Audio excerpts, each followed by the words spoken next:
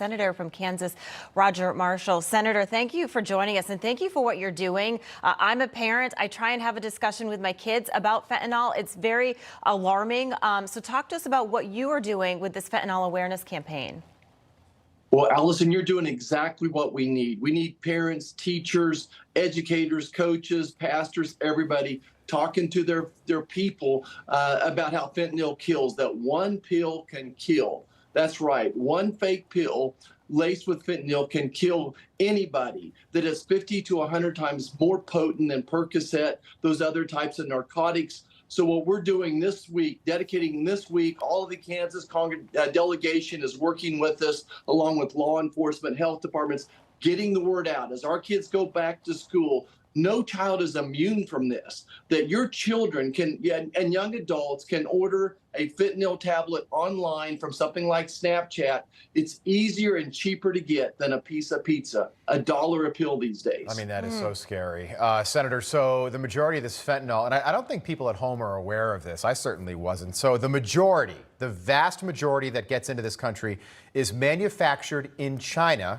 Okay, which you could then make the argument this is warfare. This is chemical warfare on the part of the Chinese. More than 100,000 overdose deaths last year alone. This year we're going to surpass that number, and it makes its way into the U.S. across the southern border. Do you expect this issue to play a bigger role in the 2024 election than it did in 2020? Well, Rob, certainly the porous southern border is the top 2 or 3 issue today. I think it was then, but I think it's spread now that these independent voters, when they're trying to decide who to vote for, that the safety of their family is important. And I just want to put an explanation point on what you're saying here. The fentanyl precursors are made in China. It's interesting that President Trump got President Xi to promise to stop sending the fentanyl directly into our country. But what he didn't promise is not to send it into Mexico. So the precursors made in China, sent to the cartel, and then the cartel brings it across this open border. It's amazing to me the cartel was alive and well in Kansas, of all places, that there are hundreds of cartel members out here poisoning our children. Yeah, I saw you posted. It said 1,200 people from Kansas have died of fentanyl poisoning. That's so scary. It's happening across the country. I want to move over onto the 2024 election. So Wednesday is the first GOP debate in Milwaukee. President Trump, he's not going to be there, but he'll likely be all the talk on the stage. So, Senator, how can the other candidates shift the focus to them and what they will do for the country while the media is so focused on Trump? Well, Allison, certainly we're all looking forward to the kickoff of this next election, and November 2024 can't get here soon enough. But what I hope is the people in my party will share how much they care before they share how much they know. That the rap on my party is that we don't share our compassion, that conservatives would do anything for other people. Now, we'd rather do that through our local churches, the local United Way, than having the government interfere. So I think the way they get their message out is to share how much that they care. Senator, when you see a poll, and any politician, yourself included, if you were up 46 points over your next closest opponent, I mean, that'd be a really good day at campaign headquarters. CBS had a poll that came out over the weekend. They've got Trump at 62%.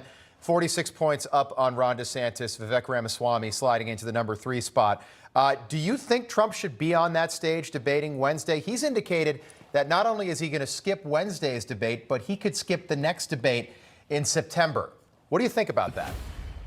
Well, you can't argue with President Trump's gut feeling when it comes to politics, that he operates more, I think, from a gut feeling, from doing what he thinks is in his heart, as opposed to some type of a political calculus. But again, I think our emphasis needs to be the general election. And I just hope that everybody on that stage doesn't tear him down, tear other people down. We need to keep our laser focus on the White House's policies that are destroying this country. Look, we don't need a rocket science plan. We need to execute a very simple plan. We need to balance the budget, secure the border. We need to enforce the laws of our land. We need to take our schools back. We need to set American energy free. Those types of basic things is what we need to be preaching and sharing. But mostly, let's share the compassion we have, that our priorities are people, not policies. Yeah, Senator, you're so right. Instead of, people don't want to see fighting and infighting and tearing each other apart.